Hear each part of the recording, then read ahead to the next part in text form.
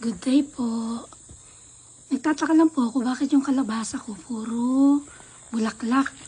Wala siyang bunga. Kung may bunga man, namamatay pa rin. So nakita ko sa YouTube, yung bulaklak pala may lalaki at babae. So ang gagawin yung lalaki, pahaba, yung lalaki pa, yung babae pabilog, yung loob niya.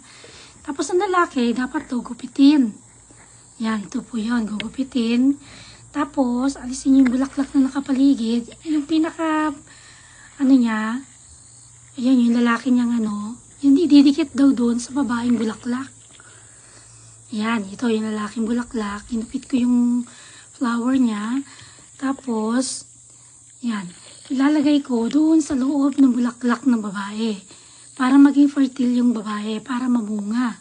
Yun pala yun. Kaya pala, ilang buwan na, hindi natutuloy yung bunga.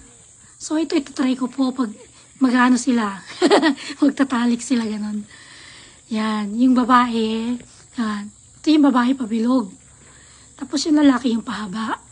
Ayan, yung parang sperm niya dapat mapunta sa babae para mabuntis siya or maging bunga. Ayan, thank you po. Happy farming! Thank you!